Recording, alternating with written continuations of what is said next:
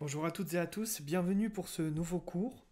Alors, première des choses aujourd'hui, on va faire un petit récapitulatif quand même de ce qu'on a vu hier, euh, plutôt avant-hier d'ailleurs, parce que on a vu quand même des nouvelles choses en histoire, il faut un petit peu qu'on fasse le point. Alors, je vous rappelle que là on est en train de parler des conquêtes de la paix romaine et de la romanisation. Donc on est en train d'étudier l'Empire romain. Et on étudie l'Empire romain à une certaine époque, c'est-à-dire à l'époque de son apogée, c'est-à-dire 1er, 2e, 3e siècle après Jésus-Christ, en gros. Surtout, on étudie l'Empire romain à l'époque où c'est un empire, justement. Avant ça, c'est une république, souvenez-vous, c'était des dates que vous aviez dû apprendre. Rome est fondée en 753 avant Jésus-Christ, selon la légende. En 509, on passe de la royauté à la république. Et en 27 avant Jésus-Christ, ça devient un nouveau système politique avec Auguste qui prend le pouvoir et ça devient un empire. Nous, on étudie à partir de cette période-là comment l'empire va petit à petit grandir, comment est-ce qu'il va conquérir des nouvelles terres, comment est-ce qu'il va imposer la paix un petit peu partout, et puis comment les peuples vont se former et vont faire pour se convertir, entre guillemets, à la culture romaine. Et tout ça, on va l'étudier parce que ça nous explique aussi, nous, comment ça se fait que nous, on parle une langue qui est proche du latin. La racine du français, c'est le latin, ça vous le savez, je vous l'ai déjà dit souvent. C'est pour ça que l'année prochaine, vous étudierez le latin normalement. Donc, pourquoi est-ce que le français est proche du latin? Pourquoi est-ce que dans notre système politique, on a des choses qui viennent de l'époque romaine? Pourquoi est-ce que dans nos bâtiments, on en a qui reprennent des statues de l'époque romaine? Pourquoi aussi est-ce qu'on a des bâtiments qui sont de style romain et qui sont des vestiges? Par exemple, il n'y a pas besoin d'aller très loin, hein. Vous allez à Arles, c'est pas très loin de chez nous. Bon, en ce moment, vous pouvez pas trop y aller. Bon, une fois que le confinement sera abrogé et qu'on pourra ressortir de nouveau, allez à Arles. Vous verrez, il y a un théâtre antique, un théâtre romain. Il y a des arènes aussi. Il n'y a pas besoin d'aller à Arles aussi, on peut aller à Orange, on peut aller à Nîmes. Donc, on voit bien qu'on a plein de bâtiments qui sont de style romain. Pourquoi? Parce que les populations qui vivaient à cet endroit-là se sont romanisées. Comment? Eh bien ça, c'est un processus qu'on va étudier justement dans notre séquence. Avant-hier, on a commencé à parler de Trajan, puisque dans notre première leçon, on se demandait mais pourquoi Trajan, c'est le symbole de la gloire et de l'unité de l'Empire? Puisque je vous rappelle que notre problématique, c'est comment les Romains parviennent-ils à maintenir une unité dans un empire aussi vaste? Justement, à l'époque de Trajan, c'est l'époque où l'empire va être le plus vaste de son histoire. Alors pourquoi est-ce que l'empereur Trajan, c'est le symbole de la gloire et de l'unité de l'empire? La première des choses qu'on a vues, c'est que Trajan, il est considéré comme le meilleur des princes, et il a certaines qualités. On a vu par exemple, il est généreux. On a vu également que c'était un bâtisseur, que c'était quelqu'un qui était un conquérant, qu'il était humble, qu'il était, qu'il était modeste. On a vu également qu'il était, euh, il aidait l'économie romaine. Donc toutes ces choses, c'est des qualités qu'on peut porter au crédit de Trajan. Et pour les Romains, ce sont des qualités essentielles. Et selon eux, grâce à cela, Trajan, c'est le symbole de la gloire et de l'unité de l'Empire. Mais ça se base quand même sur des faits. On a vu, il construit des nouvelles routes commerciales. Donc, c'est vraiment un bâtisseur. Après, on l'a peut-être un peu exagéré, dans le sens où c'était peut-être pas aussi extraordinaire que ça, mais peut-être que si, ça a fait du bien à l'économie, ça a permis d'avoir du travail pour certaines personnes, etc., etc. Les conquêtes qu'il a faites, Effectivement, à l'époque, ça apporte beaucoup de gloire à l'Empire. Ça apporte beaucoup de gloire à Trajan et donc à l'Empire. Bien, maintenant qu'on a vu tout ça, on va passer à l'Exode 2. Et on va étudier une chose dont vous avez probablement jamais entendu parler, qui s'appelle le culte impérial.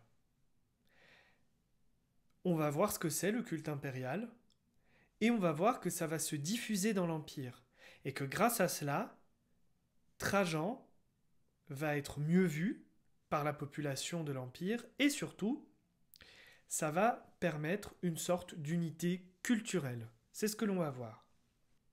Donc première des choses, j'aimerais que vous preniez la page 106 de votre manuel, et on va lire ce qui se passe en 27 avant Jésus-Christ et en 19 après Jésus-Christ. 27 avant Jésus-Christ, Auguste, premier empereur. Vous avez sous les yeux une statue en marbre blanc de 2 mètres de hauteur de l'empereur Auguste représenté en général triomphant, 14 après Jésus-Christ, musée du Vatican, Rome. C'est une statue qu'on a déjà étudiée. On l'avait déjà présentée ensemble, souvenez-vous, c'était pendant la séquence sur la naissance de Rome et le mythe fondateur de la naissance de Rome. C'était une statue qu'on appelle l'Auguste de la Prima Porta. En 30 avant Jésus-Christ, le fils adoptif de Jules César, Octavien, remporte la guerre civile. Proclamé Auguste, c'est-à-dire le plus illustre, ou même l'élu des dieux, par le Sénat, il fonde en 27 avant Jésus-Christ un nouveau régime politique. C'est l'Empire. Peu à peu, le mot imperator perd son sens de général des armées pour désigner l'empereur qui concentre la plupart des pouvoirs. Petite précision, je vous l'avais déjà dit, imperator en latin, ça ne veut pas dire empereur comme nous on l'entend, c'est-à-dire le chef suprême. Ça voulait dire le général. Peut-être que certains d'entre vous ont déjà lu ou ont déjà vu les films Harry Potter. Il y a un sortilège qui s'appelle le sortilège de l'Imperium. Et la formule magique, c'est Impero. Et ça permet, ceux qui ont lu ou vu les films le savent, ça permet d'imposer sa volonté à quelqu'un. En gros, ça permet de forcer quelqu'un à faire quelque chose. Que moi je veux, bien entendu. Ça vient directement du latin. C'est-à-dire l'imperium, ou l'imperium en latin, c'était le pouvoir qu'avait le général, qui lui venait directement du Sénat romain. On l'appelait l'imperium romanum. Et imperator, ça veut dire celui qui avait le pouvoir d'imposer l'imperium. Donc en fait, ça voulait juste dire un général des armées. Mais après, petit à petit, ce mot a voulu dire empereur, comme nous on l'entend, c'est-à-dire chef suprême. Donc ça, c'est la première des choses. En 27 avant Jésus-Christ, comme ça vous remet un petit peu dans la tête qui était Auguste et ce que c'est un empereur. Voyons en 19 après Jésus-Christ un exemple de romanisation. L'amphithéâtre des Trois Gaules en 19 après Jésus-Christ, Lyon, agrandi au IIe siècle, l'amphithéâtre accueille des spectacles et les jeux du cirque. Au 1er siècle, l'Empire romain est de plus en plus stable et apaisé. Les peuples conquis adoptent en partie sa culture, c'est ce que l'on appelle la romanisation. À Lugdunum, c'est-à-dire la ville de Lyon actuellement, des aristocrates gaulois font ainsi construire l'amphithéâtre des Trois Gaules. Pourquoi je vous ai fait voir ce document avant qu'on parle du culte de l'empereur? C'est que vous ayez déjà une idée de ce que c'est que la romanisation. Parce que vous allez voir que le culte de l'empereur, ça va aider à cela. D'ailleurs, on recopiera après la définition exacte de ce que c'est que la romanisation. Bien, j'aimerais que vous preniez le document 1 de la page 108, s'il vous plaît. J'ai d'ailleurs fait une petite erreur dans votre polycopier, j'ai noté document 1, page 109, c'est bien le document 1 de la page 108. Vous avez une photographie ici du temple de Trajan à Pergame, en Asie mineure. Juste en dessus du document, vous avez la petite carte qu'on avait déjà étudiée, avec l'Empire romain, avec les conquêtes de Trajan. Vous voyez où se trouve Pergame? Pergame se trouve en Turquie actuelle. D'ailleurs, vous voyez que quand on parlait d'Asie mineure, on parlait de la Turquie. La province d'Asie mineure, c'était la province de Turquie. L'Empire romain n'allait pas jusqu'en Extrême-Orient, comme nous on entend quand on parle de l'Asie, surtout on pense à la Chine, au Japon, à l'Inde, etc., etc. L'Empire romain n'allait pas du tout dans cette région. Alors, voyons d'un peu plus près ce qu'est ce fameux temple de Trajan à Pergame. Commencé sous Trajan et achevé par son successeur Hadrien, ce temple surplombe la ville de Pergame.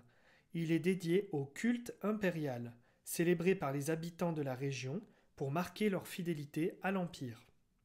Et vous avez la définition dans la page 109 de ce que c'est que le culte impérial.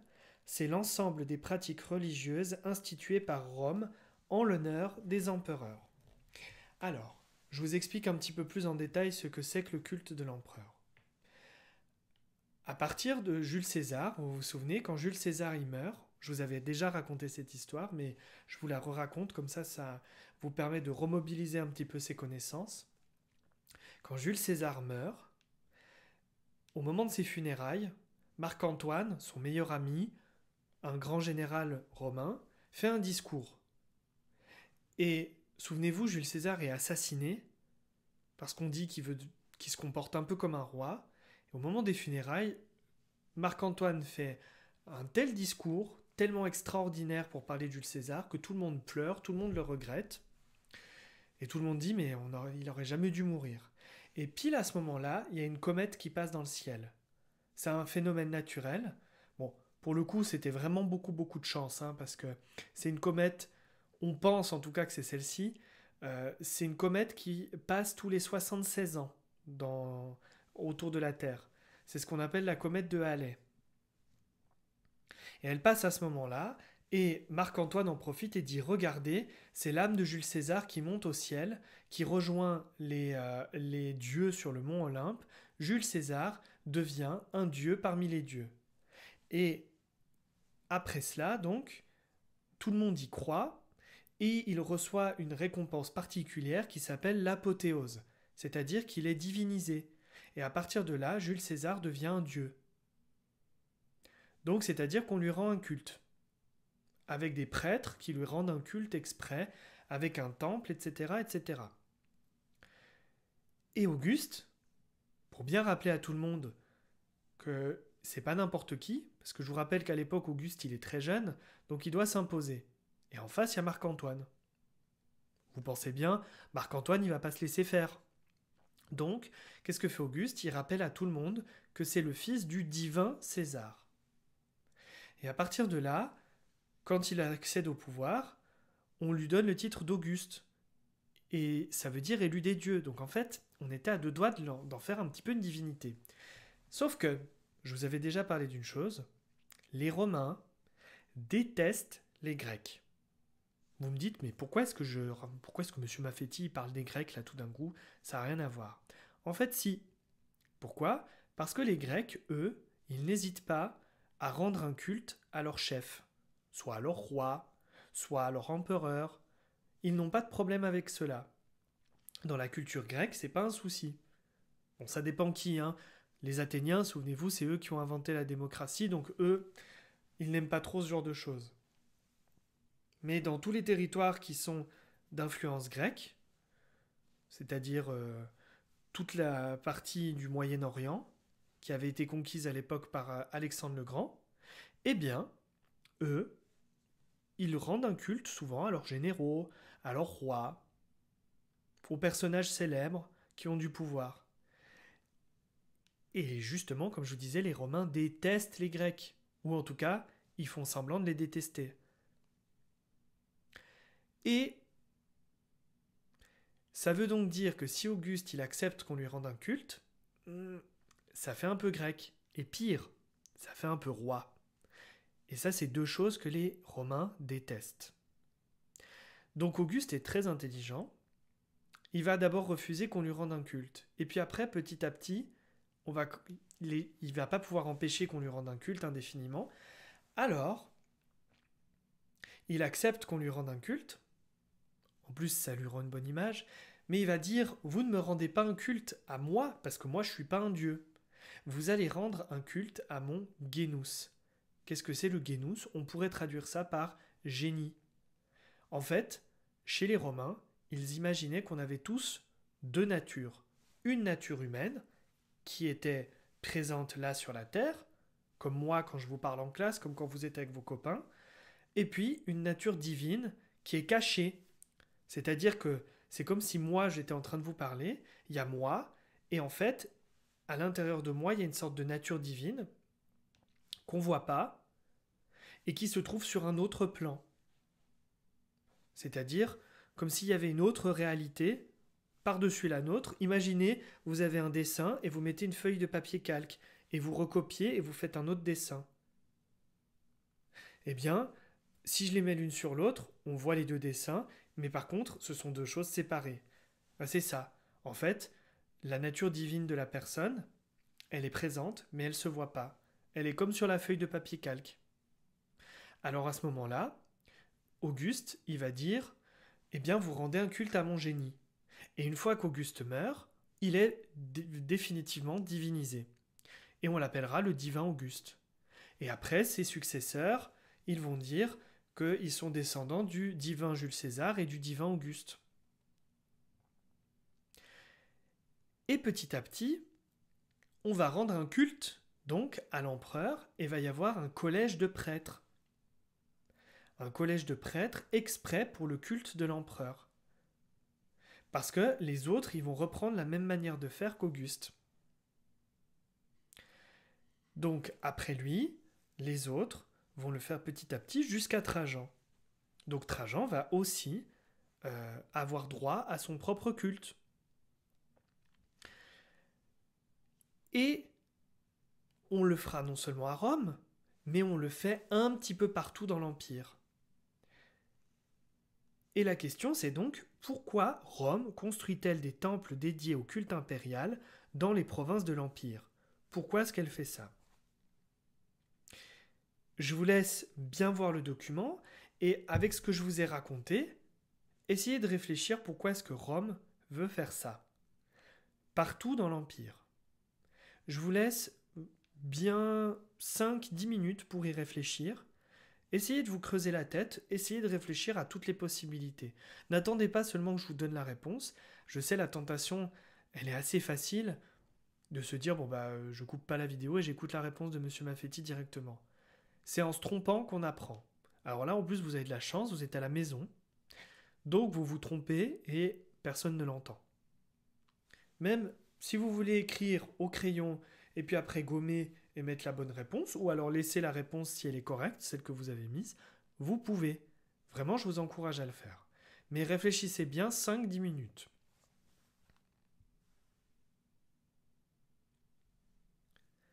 Bien.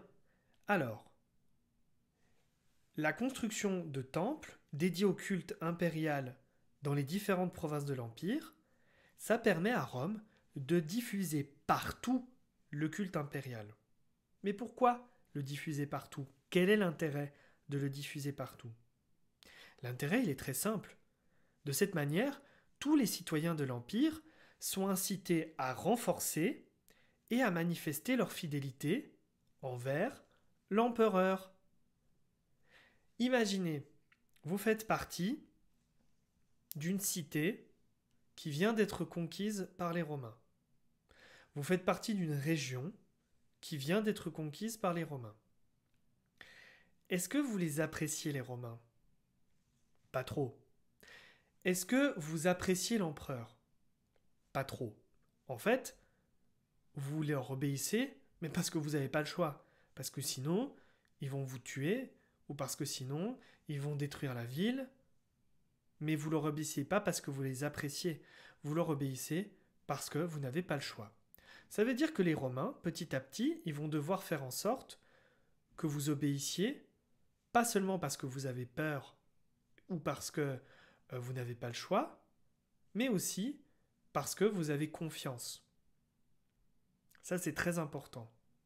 La violence, elle peut être utilisée un petit moment, mais au bout d'un moment, ça passe. Et puis si après, j'ai plus assez d'armée, ça veut dire que tout le monde va se rebeller, et au final, tout va s'effondrer. C'est pas intéressant. Donc, moi, si je suis l'empereur, je conquiers une nouvelle ville et je vais les inciter fortement à me rendre un culte. Parce que comme ça, tout le monde va rendre un culte au chef. Donc petit à petit dans la tête, ça va leur rentrer que je suis une bonne personne. Et en plus de ça, les Romains, quand ils conquièrent des nouvelles villes et des nouveaux pays et des nouvelles régions qui ont une religion particulière, ils ne leur interdisent pas leur culte. Au contraire, ils les encouragent à continuer et les Romains vont dire: ah bah votre Dieu, celui-là, il ressemble au mien. Ce Dieu-là, il ressemble un petit peu à mon Dieu Mercure. Alors on va dire que votre Dieu là, c'est Mercure, et puis on va lui mettre un adjectif particulier, un adjectif épithète. Par exemple, Jules César, il fait construire un temple à Vénus, mais pas, mais pas à Vénus en général. Il fait construire un temple à Vénus Genitrix, c'est-à-dire Vénus génitrice. C'est un aspect de sa personnalité. C'est une des choses pour laquelle on lui rend un culte. Parce qu'on disait que Vénus, elle pouvait aider pour la fertilité, entre autres. Par exemple aussi, quand il va vouloir venger la mort de Jules César, Auguste va construire un temple aussi à Mars, dieu de la guerre, mais pas à n'importe quel Mars. À Mars Ultor, ça veut dire le Mars vengeur, c'est-à-dire qu'il construit un temple pour une des parties de la personnalité de Mars, c'est-à-dire Mars vengeur. Ça c'est pour que vous compreniez que les dieux, chez les Grecs et les Romains, ils avaient des adjectifs épithètes, parfois. Alors ils vont faire pareil, quand ils arrivent dans une région, ils vont dire chez les Gaulois, bah tel et tel, là, Bélénos, c'est notre dieu Mercure. Et on va lui mettre un adjectif épithète pour se souvenir que c'est lui, que c'est Bélénos en fait. Donc les Romains, ils n'ont pas de problème à ce que les nouvelles régions qu'ils conquièrent euh, continuent leur religion. Mais alors à ce moment-là, comment on fait la cohésion? Si tout le monde continue à faire sa petite religion dans son coin, eh bien, on fait en sorte qu'ils adorent une seule et même personne. En plus. Comme ça, il y a quand même une unité. Et l'unité, elle passe donc par le fait que tout le monde va rendre un culte à l'empereur. Et après, les autres dieux, chacun fait comme il veut. Mais au moins, comme ça, ils ont un point commun. C'est-à-dire qu'on vive au fin fond du Portugal, qu'on vive, qui s'appelle la Lusitanie à l'époque, qu'on vive en Bretagne de l'époque, c'est-à-dire la Grande-Bretagne actuelle, qu'on vive en Germanie de l'époque, c'est-à-dire l'Allemagne actuelle, ou qu'on vive carrément en Égypte, tout le monde rend un culte à l'empereur, sans exception. Et on le verra dans la prochaine séquence, c'est notamment ce qui va poser problème avec les premiers chrétiens. Donc, c'est un élément essentiel de la cohésion de l'Empire. Et c'est un moyen d'unifier les territoires de l'Empire afin qu'ils aient la même culture. Et donc, le fait qu'ils aient la même culture, c'est ce que l'on appelle la romanisation.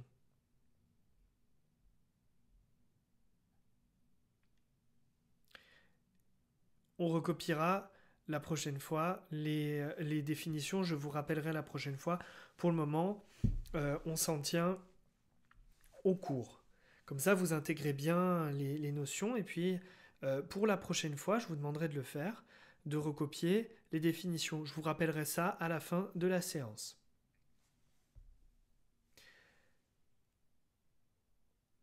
Donc voilà la raison pour laquelle Rome construit des temples dédiés au culte impérial dans les provinces de l'Empire. Petite précision encore, euh, les Romains, ils se servent beaucoup de la religion pour la cohésion de l'Empire. Je vous explique. Les Romains, ils ont une religion. Vous avez peut-être déjà entendu des mythes et des légendes de la religion romaine. Alors en fait, ils n'y croient pas vraiment, les Romains. C'est-à-dire que le mythe de Zeus qui va se transformer en nuage pour aller séduire une jeune fille, ou le mythe de Sisyphe, ou le mythe de, je sais pas, de n'importe quel autre mythe, ils n'y croient pas vraiment. C'est un genre littéraire en fait, c'est un genre de livre, mais ils n'y croient pas vraiment. C'est pas comme la Bible, la Torah, le Coran, ces livres-là qu'on appelle des livres saints. Et si on fait partie de la religion soit de l'islam, soit du judaïsme, soit du christianisme, on croit dans ce qui est dit dans ces livres. Les Romains, ils n'ont pas de livre saint. Donc, il n'y a pas d'obligation de croire dans certaines choses. Vous savez, par exemple, dans la religion chrétienne, il y a des choses dans lesquelles on est obligé de croire si on veut se dire chrétien, surtout dans la religion catholique. Je vous prends un exemple. Marie, la mère de Jésus, dans la religion catholique, elle est dite Immaculée Conception, c'est-à-dire qu'elle a été conçue sans péché. Ça, c'est une chose qu'on ne peut pas remettre en question si on veut se dire catholique. C'est-à-dire que vous avez parfaitement le droit de ne pas y croire, vous avez parfaitement le droit de dire que vous n'y croyez pas, mais vous n'avez pas le droit de dire d'un autre côté, je suis catholique. C'est pas possible. Ça s'appelle un dogme. Bon, ça, c'est un mot un peu compliqué, vous comprendrez ça plus tard. Mais ce qu'il faut retenir, c'est qu'il y a des choses obligatoires dans lesquelles il faut croire, sinon, on ne peut pas dire qu'on est de cette religion. Chez les Romains, vous pouvez dire ce que vous voulez, ça pose pas de problème. Exemple, vous pouvez sortir dans la rue et crier Jupiter est violet et a des pois rouges. Bon, on vous prendra pour un fou, mais personne ne vous dira rien. Vous pouvez sortir et dire en fait Vénus c'est pas une déesse, c'est pas une femme, mais c'est un moulin à poivre ou c'est une oie ou j'en sais rien. Personne ne vous dira rien. Comme je disais, on vous prendra pour un fou. Par contre, les Romains punissent l'impiété, c'est-à-dire quand on ne participe pas au culte. Pourquoi ? Parce qu'on a vu justement que ça aide à la cohésion à Rome et dans tout l'Empire. Donc si quelqu'un n'y participe pas, il n'est pas uni aux autres. Il n'y a pas de communion, il n'y a pas d'esprit commun.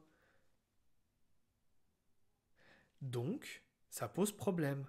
Et c'est ce que nous verrons dans la prochaine séquence. Les chrétiens qui refuseront de participer au culte romain vont être punis à cause de cela. Pas parce qu'ils croient dans un autre Dieu, hein. Ça, ils n'avaient pas de problème avec ça, comme je vous ai déjà expliqué. Mais plutôt parce qu'ils refusaient de participer au culte. Bien, lisons ensemble l'apport magistral. Trajan est le symbole même d'un empereur conquérant, puissant et unificateur. Il a conquis de nouveaux territoires et a repoussé les limites de l'Empire quasiment à son maximum. Pour les Romains, il a donc participé à la gloire, à la puissance et à l'unité de l'Empire. C'est la raison pour laquelle il reçoit le titre de meilleur des princes et qu'on lui rend un culte particulier.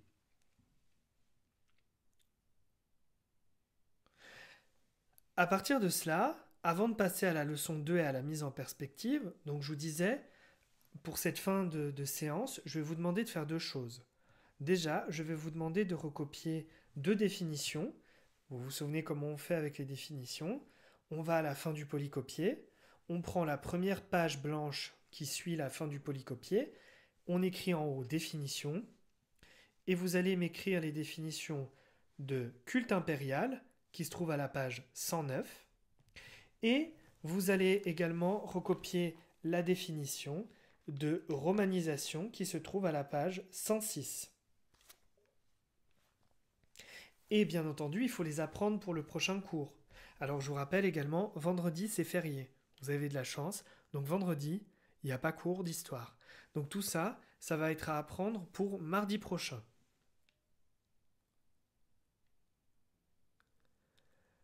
Donc, ça c'est la première des choses. Et la deuxième des choses que vous allez devoir faire, vous allez devoir prendre dans votre manuel la page 116 et vous avez un exercice.